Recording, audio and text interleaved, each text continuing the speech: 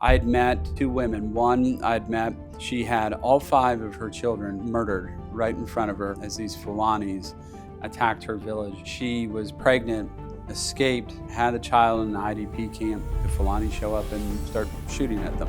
I met another woman who had her 2 daughters and son murdered in front of her during one of these attacks, and it killed her unborn child. But this is the type of stuff, barbaric violence, that Christians are facing in this country. Tomorrow is Valentine's Day, so you would think we would be doing an episode about happy-go-lucky, joyful love things. We're not, but we are doing an episode out of love to give a voice to our Christian brothers and sisters all over the world facing extreme persecution right now as you watch this, because we've been privileged here in America to have a massive megaphone and a platform to do so. Very few people are taking that platform obligation seriously. And what's happening and continuing to happen in Nigeria is something we need to keep screaming from the rooftops. Today, we are giving you an update into just how bad these targeted attacks against Christians have become by radical Islamic terror groups in the country of Nigeria, with the sole intention of eradicating Christianity from inside of the country. Where we stand today, and more importantly, what we are going to do about it, because I know that's the question on everyone's mind. You guys may recall that we did an episode about this last October that did quite well, actually. It reached a whole lot of people that hadn't seen my content before and don't usually watch The Daily Wire or The Isabel Brown Show, because it is so shocking to people when they hear just how bad things have gotten for Christianity in a country where half the population is indeed Christian. But in case you guys haven't been familiar with this, we know that in the span of the last few years, tens of thousands of Christians have been systematically targeted and killed by Islamic radical terror groups because of the sin of being Christian. We've watched churches be burned down indiscriminately all over the country. Entire villages are being wiped out. Mass graves have videos going viral all over social media, and the most intense, horrifying, terrible violence against Christian women and children all over the country because they refuse to renounce their faith in Jesus Christ and convert to Islam. One news story went pretty viral this last week, in the last few days, about a Catholic priest in Nigeria who was kidnapped, and 3 of his parishioners were killed in northern Nigeria. The Catholic Herald covered this just a few days ago, that Father Nathaniel Asuwe was kidnapped alongside 10 of his parishioners at their local Catholic church in the area in northern Nigeria there. The abduction took place at his residence, and the villagers who lived nearby said that it was an act of invasion by a group of terrorists. They killed 3 people in the process, and this, of course, comes on the heels after just a few months ago, in November, more than 300 children and staff from a Catholic school were abducted by Boko Haram, very, very clearly invoking imagery of what happened in 2014 by the same terrorist group, when nearly 300 children, young girls who remain missing today, many of them, were kidnapped by Boko Haram, and another 100 kidnapped in 2018. That alone, I mean, honestly, when you hear it by the numbers, can feel so unbelievably overwhelming. It's difficult for us to wrap our heads around, but it's important for us to continue speaking about, because this isn't a one-off occurrence. This isn't a random act of violence by someone possessed by the forces of evil. This is a targeted, systematic kidnapping, abduction, torture, violence, and killing of Christians because of our Christian identity happening in Nigeria as we speak today. Over the past few months, a few of these images and videos related to what I'm calling the Christian genocide in Nigeria are making their way through social media algorithms, because very few platforms have the courage to speak about this in the mainstream media and from positions of influence. You may have seen this video a few months ago of a priest calling desperately out for help to the Trump administration, or anyone out there willing to listen, standing inside of a mass grave of individuals that he was the priest of. Listen to this. We are tired to be outside performing burial every day, and they expect us to silence. Now is an order. Nigerian government came out openly and denied there is no massacre, there is no genocide of Christians in Nigeria. And look at it today. Is there any Muslim here? United Nations, I know you're watching me. American Senate, you are watching what I'm doing, I'm saying here. Special advisor to Trump. Now, please tell Trump to save our life in Nigeria. They are killing Christians in Nigeria, massacre Christians. If they say they kill Muslims, Muslims are being killed. By who? By Muslims. Videos like that, alongside photos like this one of just mass numbers of caskets being put into mass graves, have shocked the world over the past several months. Why? Probably because no one in a position of actual journalistic integrity is really talking about this, at least not from the trusted legacy media news outlets that are supposed to be telling us what is actually going on rather than putting their own philosophical spin on things. A few months ago, I was in New York on set with CNN on the Roundtable show that is hosted by Abby Phillips, and we were speaking about this very issue. It was the week that President Trump had taken a really huge leadership step on this issue to redesignate Nigeria as a country of particular concern that opens the door for sanctions and other potential violations when they clearly are violating the human dignity of Christians in their country.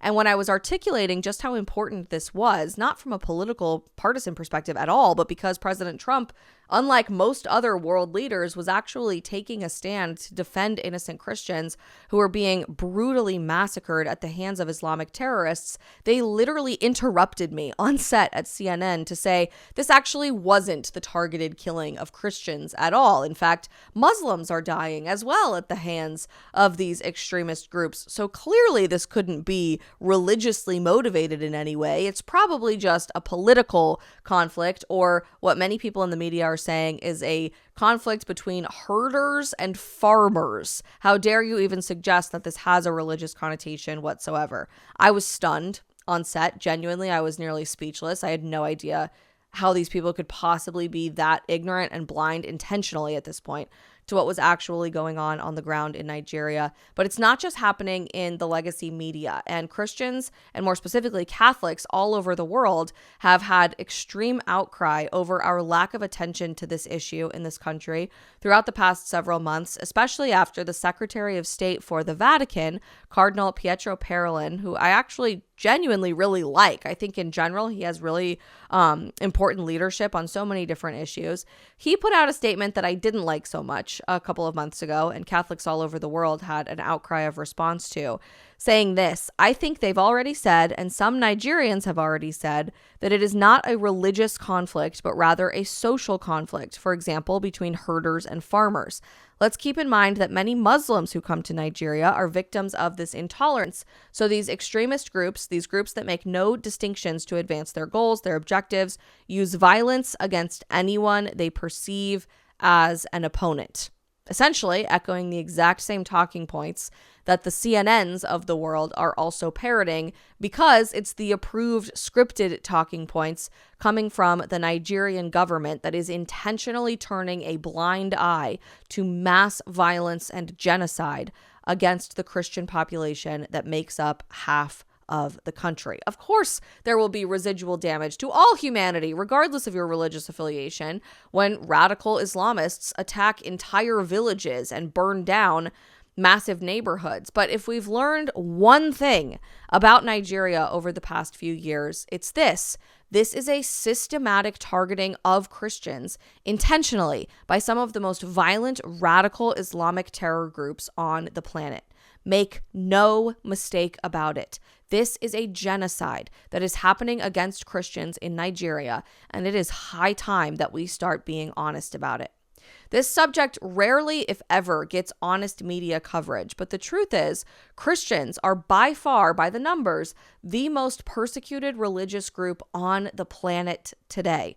And hundreds of millions of our brothers and sisters are facing extreme persecution, threat of death, threat of violence, losing their jobs, being treated as second-class citizens, and more as we speak. While we're fighting for the dignity of life for our Christian brothers and sisters in Nigeria and all over the world, we also need to be fighting for it here at home. For women who are facing an unexpected pregnancy in their life, fear and uncertainty can feel so overwhelming, and it's hard to navigate alone. That's exactly where our friends at Preborn step in. Their clinics offer compassionate support without judgment, providing honest conversations, accurate information, and a safe space to process difficult emotions and explore real options. One of the most powerful tools that Preborn provides for women in need is ultrasound technology, because seeing your growing baby on the screen and hearing their heartbeat can bring so much clarity in moments of confusion. For many, that simple appointment becomes a turning point, transforming fear into hope and uncertainty into confidence.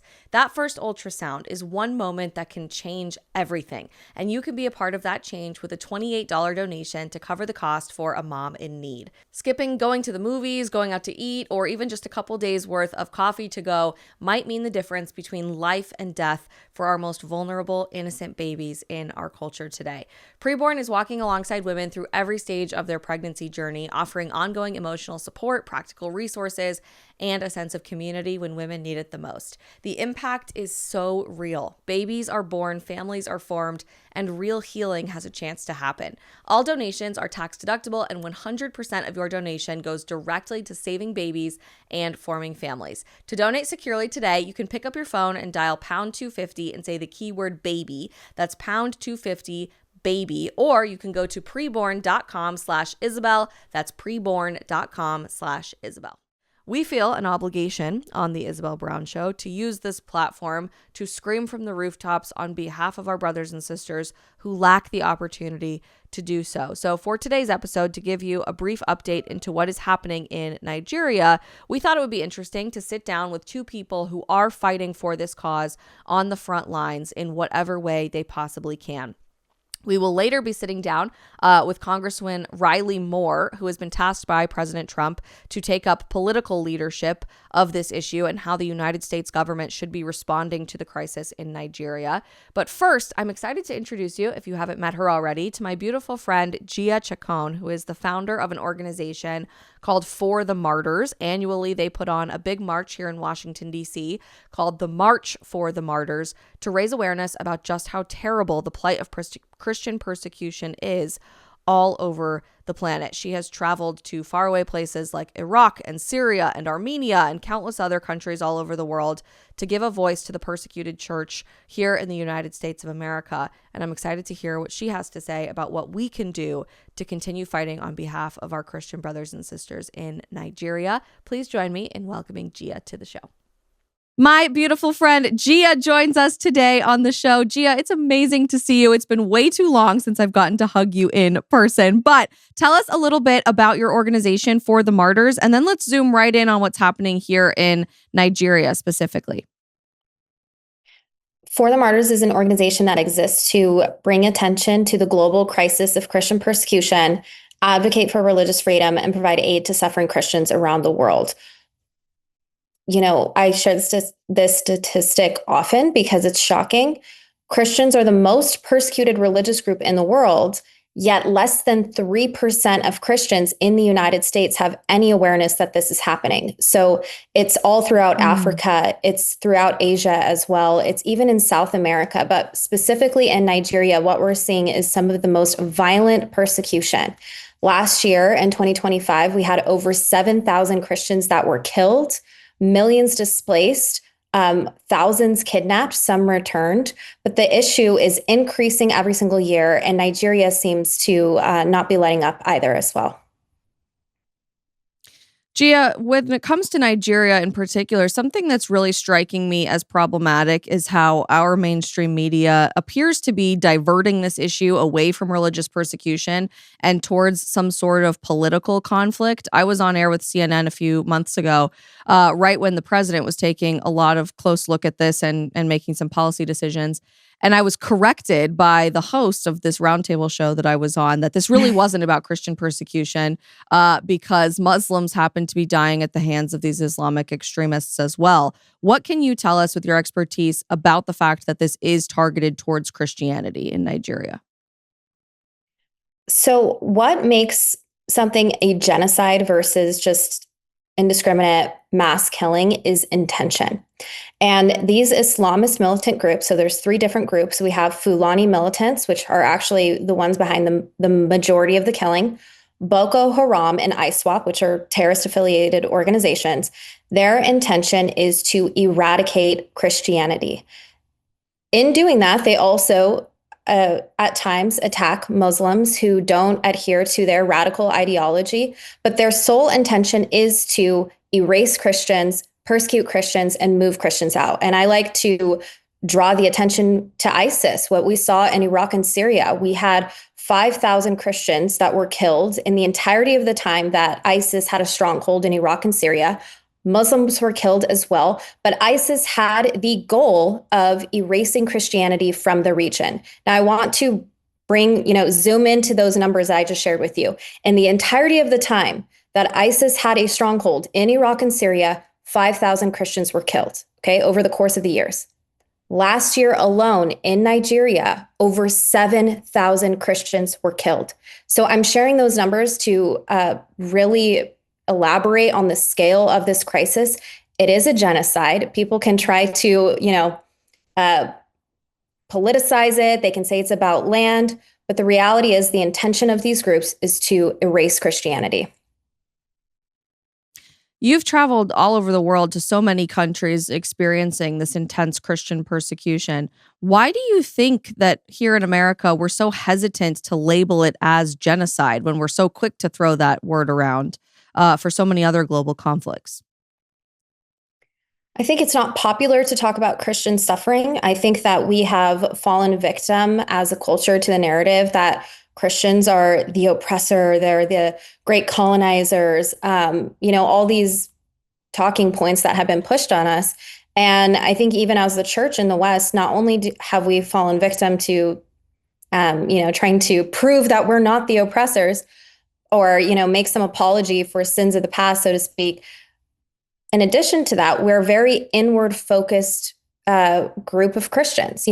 We're focused on what's happening in our community. We're focused on how to build our church. A lot of evangelicals, especially when they're talking about what's happening to the global body of Christ, they're really just talking about the United States. And we forget that our brothers and sisters around the world are they are our responsibility. So I think it's up to us. It's not just up to the pastors. It's up to us as laity and as a congregation to bring this issue to our pastors and say that we need to be paying attention. We need to be talking about the persecuted church.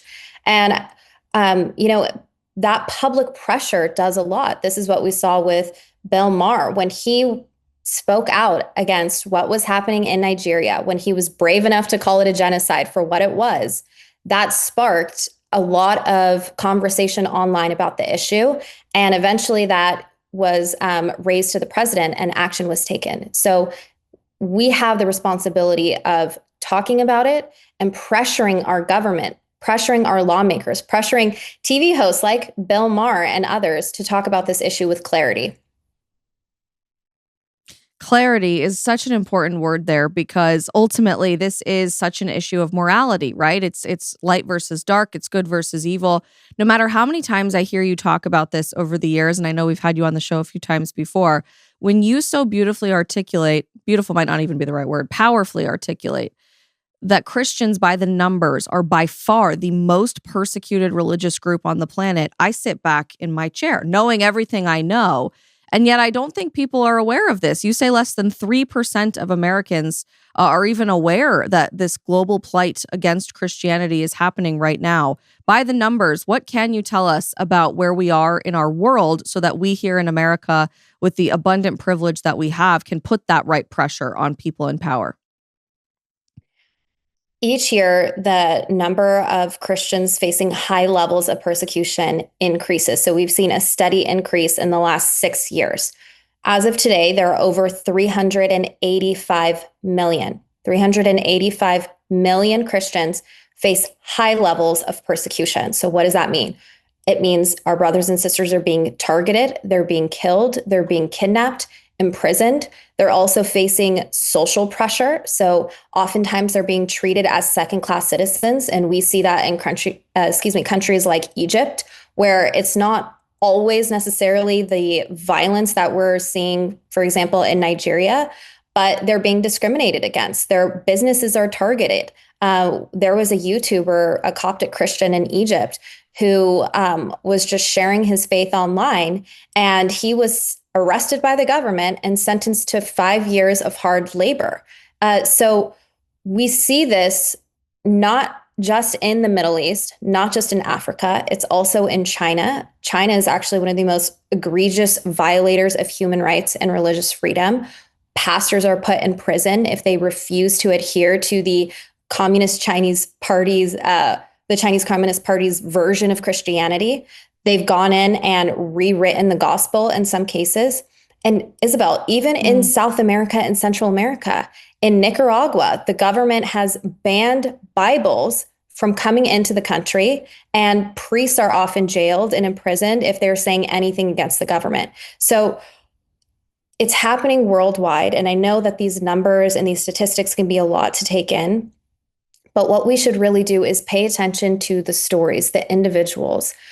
In Nigeria, we have so much content coming out. We have pastors standing in mass graves crying out for the world to care. We have stories of students who are being kidnapped. And when we can stay connected to the individuals, when we can remember that it's not just, big numbers, but these are our brothers and sisters. This is our family in Christ, and we have a responsibility toward them. I think that helps us feel that sense of responsibility. When the world out there feels so dark and so uncertain and so crazy, it has become so important to me as a wife and a mom to make the world in here, in my house, be cozy and safe and secure. And you too can be working towards making your home feel comfy and cozy this month with our friends at Cozy Earth. Cozy Earth brings a little indulgence to everyday life so that you can slow down and savor the season. We recently invested in new bamboo pajama sets for our family from Cozy Earth around here that are soft and breathable and strike the perfect balance between comfort and temperature control, which is so important for me as I'm running really, really hot ever since I had a baby while I'm sleeping at night. Their fabric regulates warmth better than traditional cotton so that you won't wake up too hot. The relaxed fit moves with you throughout the night and is so comfy and cozy to hang out in during the day too if you want to have just a low-key PJ day at your house. It delivers the kind of everyday comfort that you will reach for again and again and again. You can pick up a pair today, whether you're gifting it to someone else for Valentine's Day or claiming it as your new favorite. It's the kind of cozy luxury that will change the comfort of your home from the inside out. Cozy Earth offers a 100-night sleep trial so that you can try them out yourself. If you don't absolutely love them, you can return them hassle-free, but trust me, you won't want to. Cozy Earth also offers a 10-year warranty because once you feel this level of comfort, you will want it to last a decade. Share a little extra love this February and wrap yourself or someone that you care about in comfort that truly feels special. Head to CozyEarth.com and use my code Isabel for up to 20% off. That is code Isabel for up to 20% off. And if you get a post-purchase survey, make sure you mention that you heard about Cozy Earth right here on The Isabel Brown Show. Celebrate everyday love with comfort that makes those little moments count. Hugely important when we can bring this back to human dignity and that these are individual human beings created in the image of God with an abundant grace and divine love. That is where I think we've been missing so much of this in the media, especially, and why I'm so grateful for your organization. From a policy perspective, Gia, how do we accomplish that? How do we bring this back to the individual level to see our brothers and sisters who are suffering so substantially to make sure that something like this can never happen again? I know we're going to be talking with Congressman Riley Moore also for this episode about what he's doing in Congress and at the request of the president from the executive side. But as the leader of your organization, what's your message to those in power of what we can do? First of all, I want to say I'm so grateful for Congressman Riley Moore, Senator Josh Hawley, Congressman Chris Smith, these champions of religious freedom who, especially Chris Smith, I mean, he's been working on these issues and is a hero for the persecuted church for so many years. I think we should remember that this is not just an issue for the church.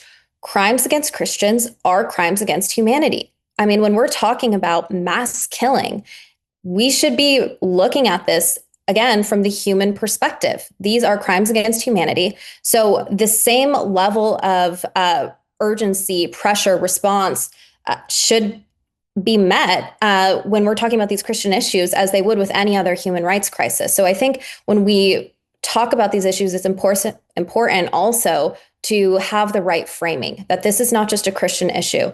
This is a human rights issue. There's so much that we can do.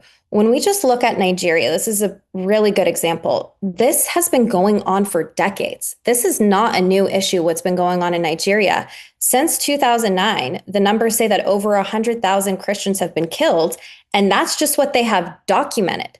This is just what they can prove because the government for decades has been complicit in covering up the mass killing of Christians. So for decades, this has been going on. There have been people who have been trying to work on this, but it wasn't until it started with Bill Maher that kind of sparked this trend of people paying attention. Then we had members of Congress starting to talk about it. We had pastors talking about it, podcast hosts, people who are prominent and have platforms realized that this was an issue. And within a matter of months, it went from being a talking point on a TV show to being raised to the president, where the president became aware of it and said, not on my watch. And then since then, we've seen action taken by the United States, not just from the executive branch, but also from members of Congress. So there's so much that we can do. And when the United States says we're paying attention, not on our watch, the world has to listen to that, especially under President Trump's leadership. Powerfully said, Gia. My last question for you brings it closer to home a little bit. I'm getting a lot of questions from people in my community and people who watch the show about their increasing fear related to the obvious Christian persecution we're also starting to see at home. And it doesn't look quite as intense or violent as we're seeing for our brothers and sisters around the world, thanks be to God. But sometimes it does. You and I both watched a friend be assassinated on a college campus right after answering a question about the gospel and proclaiming the truth of Jesus Christ 5 months ago. You're watching Christians be regularly targeted through political motives all over the country at the local and state level right now. Thankfully, not at the federal level anymore, but we did see that in the last few years under the Biden administration, labeling people like you and me radical terrorists on par with ISIS and Boko Haram and all these groups we're talking about for going to Latin Mass. Can you give us a message of hope and encouragement about how to live through persecution and always keep our eyes fixed on Christ in the process? I think we can look to the persecuted church for inspiration and for courage. When we're sharing these stories of, unbelievable atrocities, we have the understanding when we, maybe as Christians in the West, our initial reaction is to feel sorry for them, is to think that they're, a people of despair, that they're downtrodden and hopeless. But actually, it's quite the opposite. What we see time and time again, whether it's in Nigeria, China, even North Korea, where it's illegal to be a Christian, the higher the level of persecution, the greater the courage and the boldness. And we see just defiance coming out of the persecuted church. I love sharing the story that Islamist militants shot up a church. I know that's graphic to say it like that. They burned it down. And within a matter of days in Nigeria, those churchgoers went back to the ashes and the rubble and held a church service. So what we can learn from that as Christians in the West, well, we're not facing violent persecution, but we are facing intimidation. We need to not be afraid to boldly proclaim our deeply held religious beliefs. And we also still have the power to fight these things in the court. So our votes matter, our voices matter, and we need not be afraid of the culture or social pressure or even legal pressure in some cases, because what we're seeing is that when Christians take a stand, whether it's with the culture or even in court, we're seeing things go in our favor. So I would encourage Christians, hold tight to your faith, look at the persecuted church also for boldness and courage, and don't be afraid to speak out. Do not be afraid, as we are reminded 365 times in Scripture. Gia, thank you so much for taking time out of your busy schedule. Where can people find you and your organization for the Martyrs to keep supporting all of the amazing work that you are doing? The best way to keep in touch with us is on Instagram. You can follow me at Genuinely Gia. If you want to stay connected to the persecuted church, I encourage everyone to follow at March for the Martyrs on Instagram. We're sharing stories, statistics, and what everyone can do to get involved and take action against persecution. Wonderful. God bless you, my beautiful friend. Can't wait to give you a hug very soon. Thanks, Isabel. So good to see you. She's right, by the way, when powerful people are using their platforms and using their time to speak out on behalf of those who lack the megaphone that we have here in America, it really does make a difference. She referenced Bill Maher in our conversation, and I think that's an interesting reference because we actually covered what Bill Maher was saying back in October when we did an episode of our show about this. He, to this day, to my understanding, remains one of the only left-wing individuals that has remotely given any sort of deference to this subject whatsoever or provided any airtime to cover what's really going on. In case you haven't heard what Bill has been saying, take a listen. Jerry, I mean, the fact that this issue has not gotten on people's radar. Right, no one's talking about it. It's pretty amazing. If you don't know what's going on in Nigeria, your media sources suck. You are in a bubble. And again, I'm not a Christian, but they are systematically killing the Christians in Nigeria. They've killed over 100,000 since 2009. They've burned 18,000 churches. This is so much more. These are their Islamists, Boko Haram. This is so much more of a genocide attempt than what is going on in Gaza. They are literally attempting to wipe out the Christian population of an entire country. Where are the kids protesting this? Thank you. Because no one will talk about it, so thank you. Absolutely. So we know what we have to do for those of us with platforms. We have to continue speaking out. And we also know what we have to do as Christians in any sphere of influence. We have to keep praying. But many people have been asking me over the past few months, what is the government doing about it? Because we certainly have an obligation as the United States of America to use our position of influence and power to be protecting those who desperately need to be protected from radical Islamic terrorism. President Trump has addressed this issue many times over since October, thanks be to God. And just recently at a Christian event that the White House was putting on, he addressed the violence that was happening in Nigeria directly. Take a listen. Did you know about that? They were killing Christians. So you can't do that. When Christians come under attack, they know they're going to be attacked violently and viciously by President Trump. I know it's not a nice thing to say, but that's the way it is. President Trump wants to continue dedicating his platform and his time in the White House to addressing this issue, which I'm incredibly grateful for. And just recently, he tasked Congressman Riley Moore, one of my favorite members on Capitol Hill, to lead up the charge in crafting how the United States government should be responding to this from a policy and government perspective. The other day, we went up to Capitol Hill to sit down with Congressman Moore to ask him point blank directly about it, and I'm dying for you to hear what he has to say. Let's check it out. Congressman Riley Moore, thank you so much for joining us on the Isabel Brown Show. We are here on Capitol Hill, and I'm just so excited to unpack what you guys are up to day in and day out in Congress. Well, thank you for having me. Hopefully it's impressive what we're doing. If it's not my fault. So, well, there's a lot of other members you can blame that on, which is the good news. I want to start with a really big topic that's dominated somewhat conservative media circles, but the mainstream media has yet to really pay attention to the last few months, and that's the ongoing persecution of Christians that we are seeing in Nigeria. You have been tapped by some of our leadership here in Washington, D.C. to lead the effort as to how we should respond for that. Can you give us a window into what you're finding out and what you plan to tell the president in a few weeks? Yeah. So first of all, I think it's just as a scene setter in this to just lay out for folks. One of the things we wanted to happen here is for Nigeria to be redesignated. Everyone said designated. Redesignated a country of particular concern. Mm-hmm. Trump had done this. The president had done this in his first term. Biden had taken this designation off.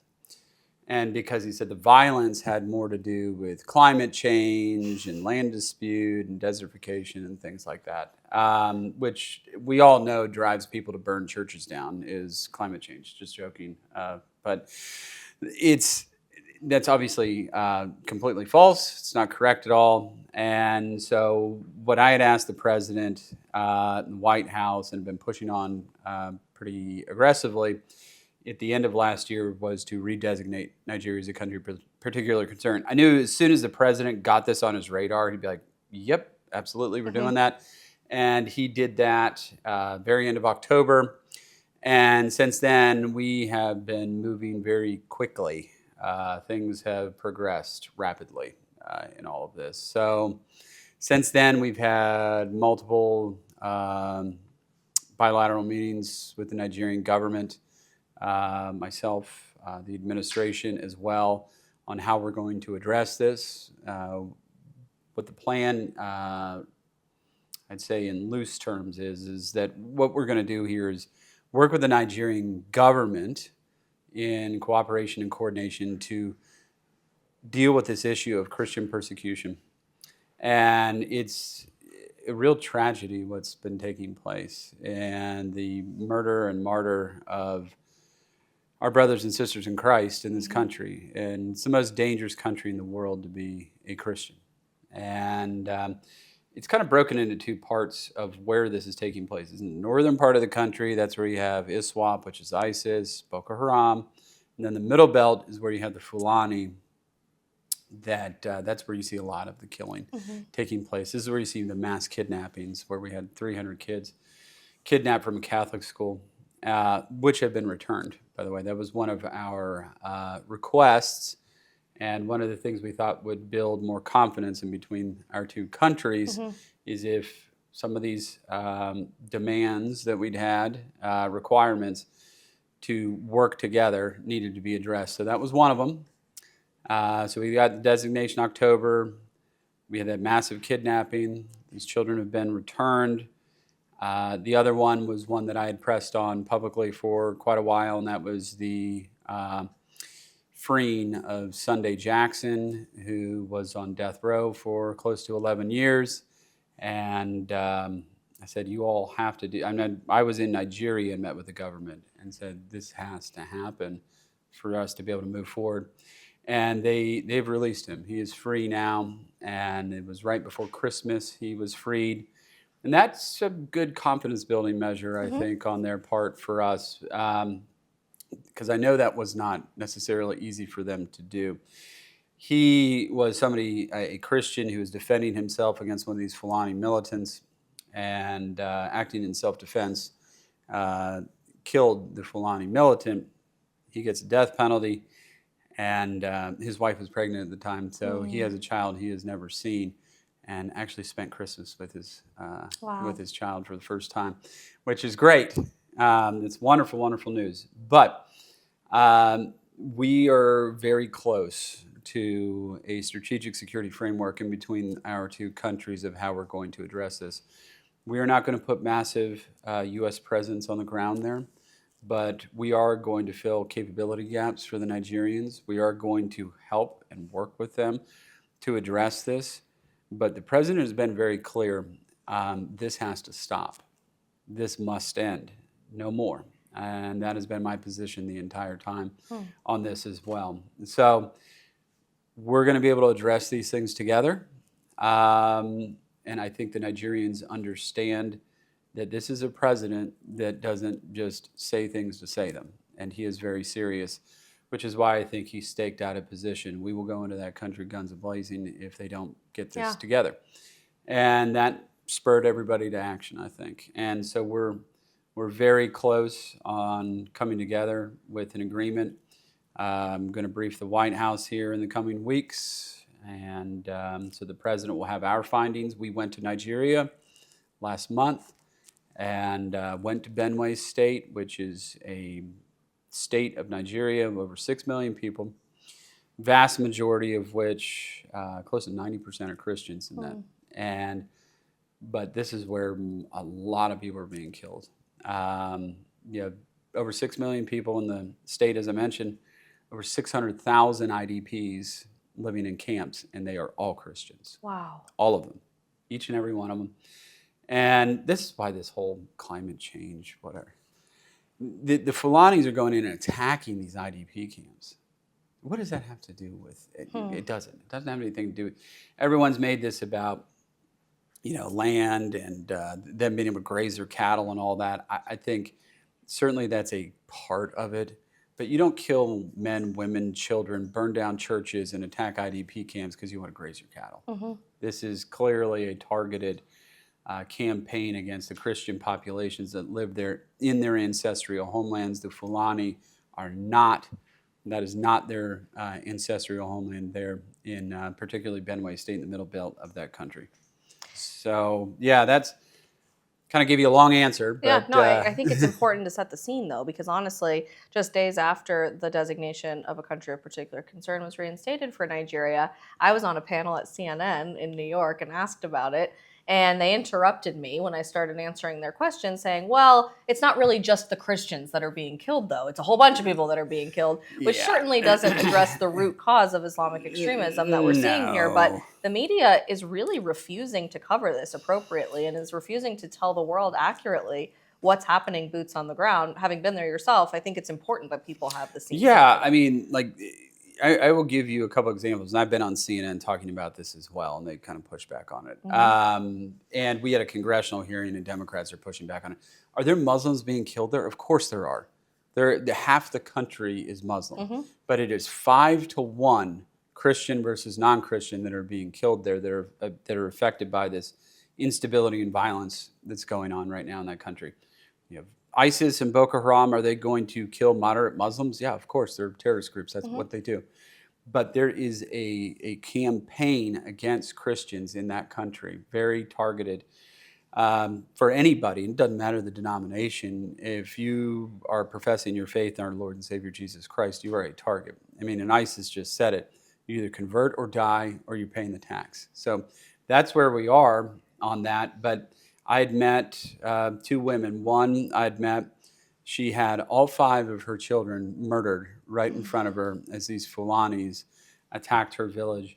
She was pregnant, escaped, had a child in an IDP camp, and which is where she lives right now, and which the Fulani show up and start shooting at them.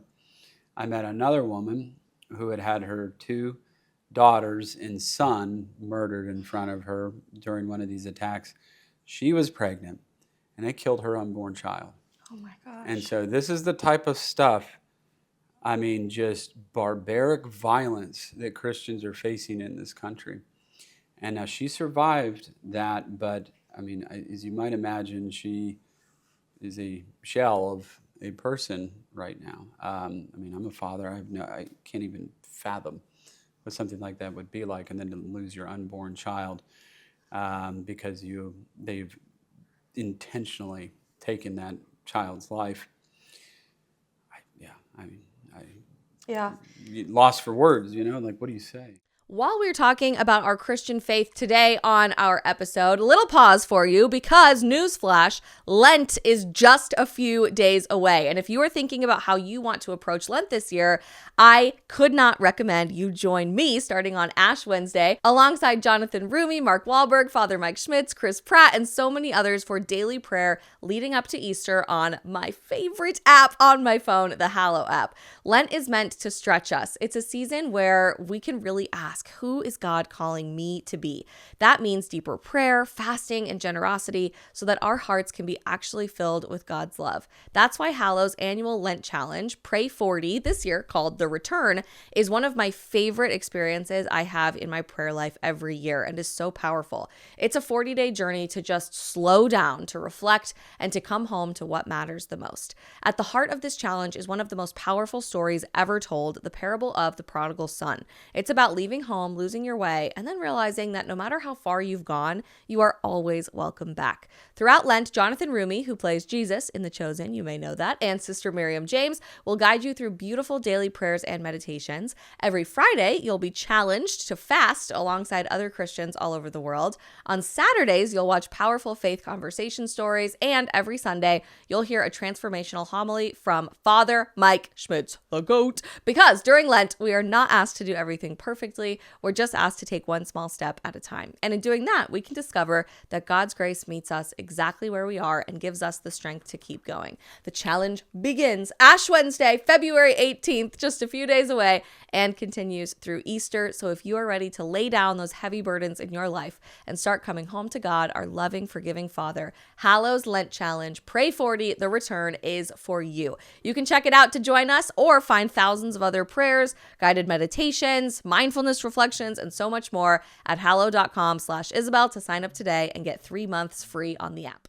Truly. And I think most people still have such a hard time wrapping their head around the concept of Christian persecution to this degree in the year 2026, right? We think about martyrdom as associated with the Colosseum and the Romans persecuting the early church, but in reality, by the numbers, Christians are by far and away the most religiously persecuted group on the face of the planet. And millions upon millions of our brothers and sisters all over the world are facing brutal execution and torture, the killing of their unborn children, and so much more, being displaced from their homes simply because they believe in Christ. We've been fortunate in many ways in the West to not experience that level of persecution, but it is coming to the United States too. And I know certainly you had a very strong relationship with Charlie Kirk, who's a dear friend and mentor of mine over the last decade, and watching someone be killed and assassinated on a college campus after answering a question about the gospel was very jarring for people.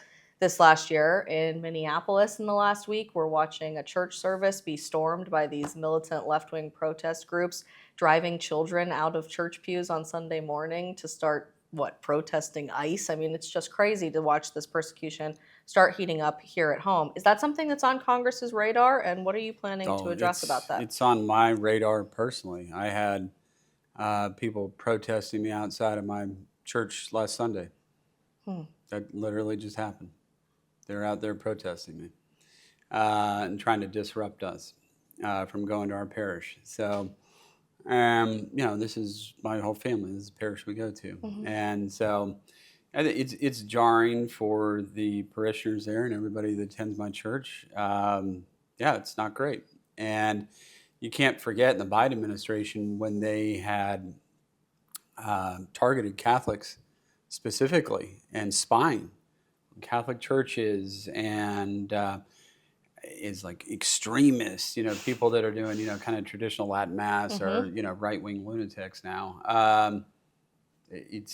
There's a concerted effort on the left to stop us from worshiping this pastor. I mean, you saw him being confronted by Don Lemon, of all people, trying to tell you, that's not the kind of Christianity I practice. It's like, give me a break. This is, they're there pushing up and saying, this is our First Amendment right. I'd read the First Amendment a little bit closer because there's another protection in there as well. There sure is. Right? And that's what makes this country so great. And it's one of the core founding principles. This is a Christian country. It is. And, I think it's why we have religious liberty in this country is because it is a Christian country. I think it's why it's so jarring, whether we're being attacked in our church or Jews are being attacked in synagogues or whatever is happening. Not really seeing a bunch of people being protested outside of mosques, bizarrely, but I guess maybe they'll get there. I don't know. I doubt it. I doubt Don Lemon would go into a mosque and try to pull the same stuff, but you never know. Yeah, probably not. But I think because Christianity is so foundational to Western civilization and our values and who we are as the West just generally, that's what they're trying to undermine. They're trying to get to the root of it all. Yeah. And, this is how, socialism, communism, things like that cannot exist or persist with Greek philosophy, Christian values, and Roman law, right? As Maloney said here just recently. That's kind of it. Are you concerned at all from a political perspective about what we're seeing on the left? Charlie articulated this beautifully before his death with the axis that we're watching between communism and socialism and the rise of Islam in our country. We're certainly seeing that across Europe as well. But I think the election of Zoran Mamdani really rattled a lot of people because we were reminded what was possible, and we're anxious to see what that looks like as it manifests in New York City policy. I'm sure a lot of that's coming to Capitol Hill here with midterms as well and some of the upcoming elections and years after that. What are you anticipating on that front? Yeah, I look, unfortunately, I think this is just the beginning. I think this is just the beginning. And, anybody watching this, people of faith, don't keep it in the closet because they're not. I mean, they want me, and I get this all the time, Riley, you're too public about your faith, separation of church and state, blah, blah, blah. Not in the Constitution, by the way, just want to be clear. Jefferson wrote some letters about it, and it was actually about keeping the government out of churches, not the other way around. They want us to go check our faith at the door when we walk into this building. How can you do that when that's foundational to who you are? Yeah. But on the other side of it, it's, we're willing to like bend over backwards for Islam and everything they want to do here in any of these buildings or, around the country. And you have this, part of me thinks that the Islamic movement in this country and around Europe are using them. Using these left-wing socialists, and they don't, maybe they realize it, maybe they don't, but because they're not going to convince us of what they want to do. But I think that unfortunately the herd mentality of the far left, far easier to get them into conformity into what they, because they're using, whether it's white guilt, colonialism, this, that, the other, to get them to conform to what their vision of the world is. And like, oh, it must be right because it's not Western and it's not da-da-da-da. So, yeah, I mean, maybe they're just kind of passive idiots in this whole thing, but at the end of the day, they are votes. Yeah, they are. Yeah. As a devout Catholic myself, it is always wonderful to see the stance that you take for your faith here on Capitol Hill, especially when thanks. that feels very few and far between. And I'm often asked, for those that don't work in Washington, they're not very plugged into what's happening in government and politics, if that is a rarity, if that's unusual here amongst all of your colleagues who are other members of the House of Representatives.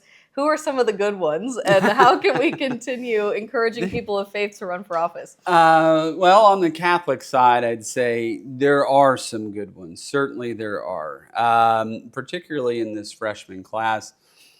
In terms of devout Catholics like yourself and me, Mike Bumgarner, Jeff Hurd, Tom Barrett, a few of them that spring to mind. I mean, these are real Catholics. Mesmer's another one. I mean, when we do like Republican events where we're off campus talking about what our policies are going to be, Speaker Mike Johnson, who's certainly of deep faith, he provides services for all, there's Protestant, Catholic, and Jewish services if we're there over a weekend. And so I'll see who's at Mass because I'm there, and we get a really good group. We do. Andy Harris, head of the Freedom Caucus, he's always there. He's a good Catholic. But, we do have a lot of people of strong faith in this building. Certainly Chip Roy is one of them. I've talked to him a lot about this stuff. Mark Harris, he's another freshman who's a pastor. So, yeah, I think that there's a real strong crop of Christians in this building. In terms of Catholicism, it always feels like, as Catholics, people start running for higher office and they're a Christian, right? It's like when we are Christians, we're the OGs, we're the originals.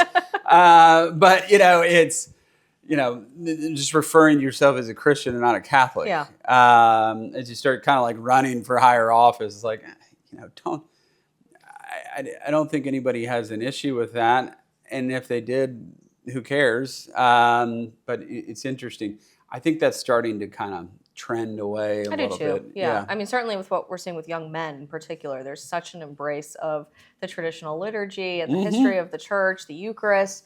And it's amazing to see young people care so much about this. I think there is a renewed sense of expectation for our elected officials to be people of faith and to make sure that those who we elect are honoring the foundation of Western civilization, as you so beautifully said, that is Christianity. I think it's fascinating, especially as we start looking into the history of America during this A250 year, our 250th birthday, to remember that our elected officials used to have a declaration of faith in order to serve in most of the original colonies. Yes. Do you think that something like that could ever happen again in America? Maybe in West Virginia. I don't know about the other states, but I think we could probably do it. I'd love to see it. But yeah, I mean, West Virginia is a little bit different. Like if you want to live in America, kind of 30 years ago and 40 years ago for that matter, come to West Virginia. I mean, and this is a state that after Dobbs, I mean, I think we're the only state, maybe there's a couple others I'm not thinking about, but we outlawed abortion. 0 weeks in West Virginia. It wasn't like we passed a law. And I worked on this one really hard, obviously the abortion one, but assisted suicide. We have enshrined that into our state constitution that is illegal in West Virginia, assisted suicide. Wow. Yeah. And it's, banning boys and girls sports, government-funded transgender surgeries, all this stuff. We've done all these things in West Virginia. And so, yeah, I don't, if any state might do it, it might be us. But Wyoming might give you a run for your money. Yeah, You never yeah, know. You never know. I know you are incredibly busy this week on the Hill, so I got one more question for you before we let you go. Sure. But we are approaching a midterm election cycle. Certainly everyone has a very big microscope on Capitol Hill and understanding what's going on with some of the internal politics here. And young people in particular, I think, are feeling so fatigued by what we've seen in Congress throughout my lifetime, with a lot of these members who have been here longer than twice the time I've been alive. Not even an exaggeration, actually.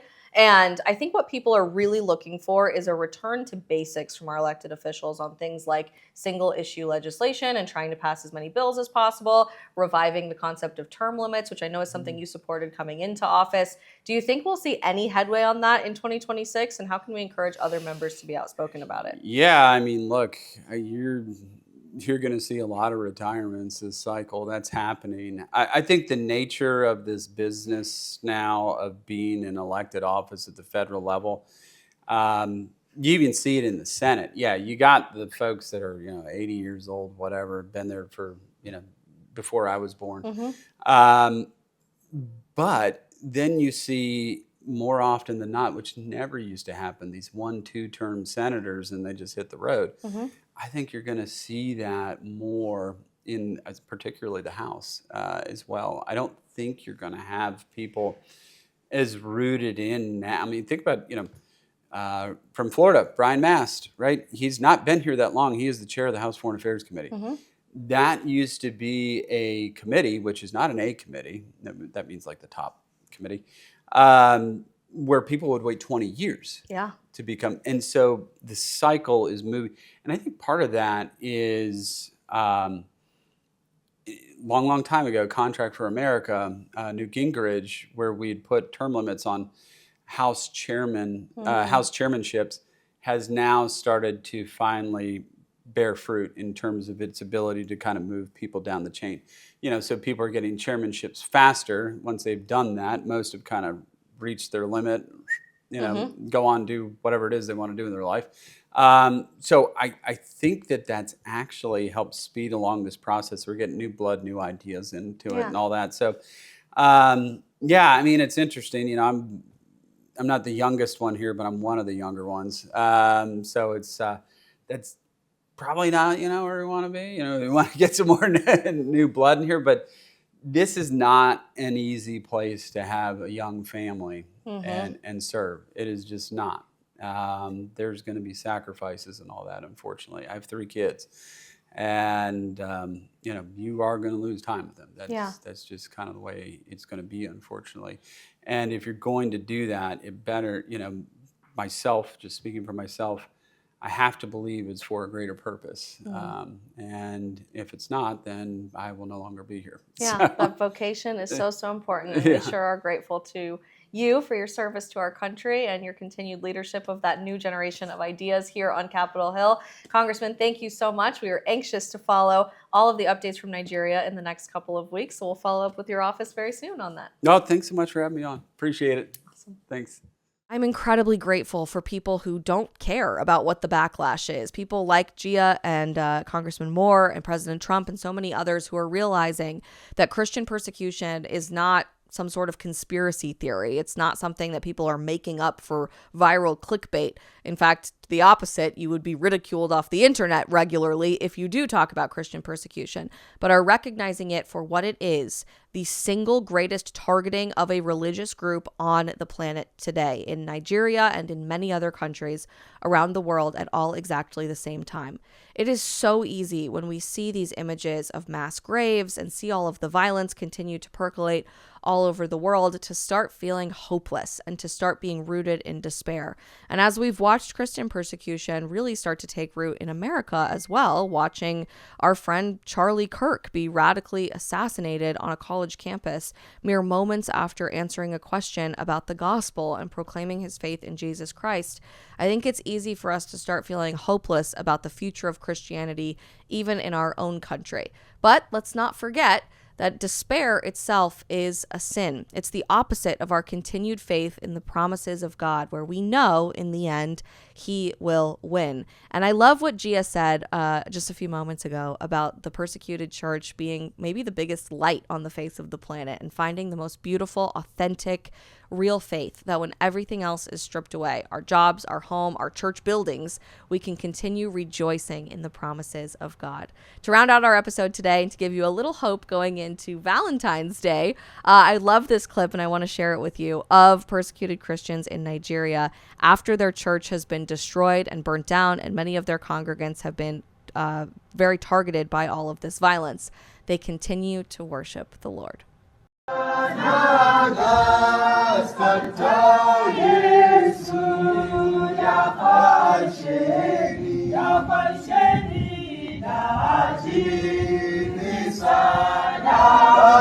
Press your name, Jesus Lord, to protect us, to guide us, Lord, to see us through, to fight for us, to give us hope in the name of Jesus.